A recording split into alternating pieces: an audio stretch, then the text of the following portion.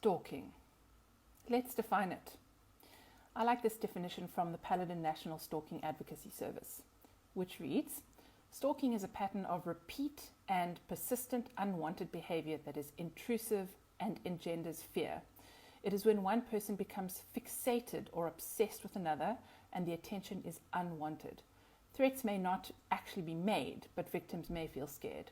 Even if there is no threat, this is still stalking and it is a crime.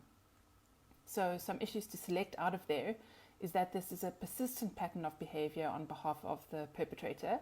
It's very intrusive and it causes fear in the person who is being stalked. And this is not love, it's not romance, it's not sweet, that person's really into you so they're going to follow you everywhere. It is an absolute fixation or obsession. I want to remind you that the term stalking initially came from the description of an animal who is stalking its prey. Now let's think about what that entails.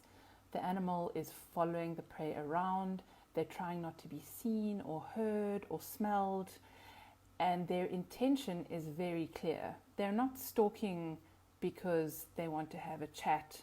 They are stalking because they are absolutely obsessed with the end game.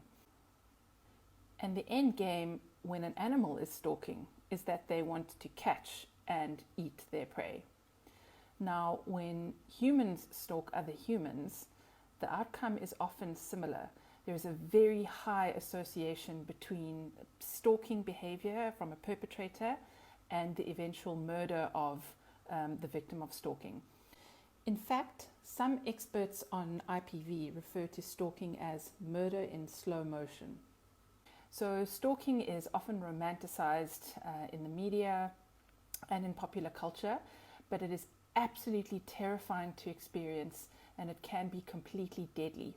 This is something that often happens when a victim of intimate partner violence wants to end the relationship and move on, but the other partner cannot let go. And it becomes a situation of, if I can't have you, no one can. Now let's look at harassment, which goes hand in hand with stalking. And I like this good old-fashioned Oxford Dictionary definition, which is aggressive pressure or intimidation. So harassment is, again, a pattern of behavior in terms of intimate partner violence, where the perpetrator continues to try and insert themselves into the life of the victim, be it physically showing up at their home all the time, or be it digitally, which is a massively increasing problem globally. Can be very difficult to shake someone that you don't want to be in your life anymore in the situation of intimate partner violence. So harassment is unwanted. It makes the victim feel very uncomfortable or threatened, and it interrupts their daily life. Everybody knows, for example, about sexual harassment, which is unwanted comments or advances or unwanted attention, which can happen anywhere, at home, at work, on the street. But again, it's that flavor of unwanted input from the other person that makes the victim feel very uncomfortable or frankly terrified. Again, stalking and harassment may not ever involve any kind of physical contact, but there is always a substantial amount of intimidation, and it can take very little effort on the part of the perpetrator to intimidate the victim. Words are very powerful and can be very threatening, and perpetrators will make threats. All of these threats that you see on the screen are from actual real life cases that I know about. And this is just a tiny little sample of the kind of intimidation and threats that can be made. And the huge dilemma that we have is that 50% of perpetrators who make a threat like this will in fact follow through on the threat like this. So you don't know whether, if someone is threatening to kill you, you've got a 50-50 chance that they really mean it or they really don't. Or they're threatening to harm your children or your family, or take your children away from you, or ruin your reputation, or destroy your life in some way.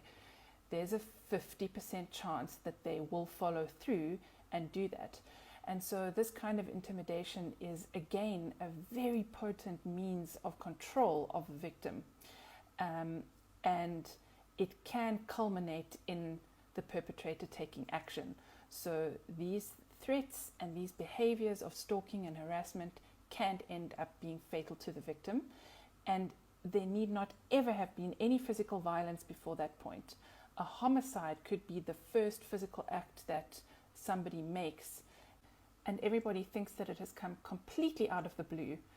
But if you dig a little bit deeper, there is always very clear evidence of a pattern of behavior leading up to an intimate femicide.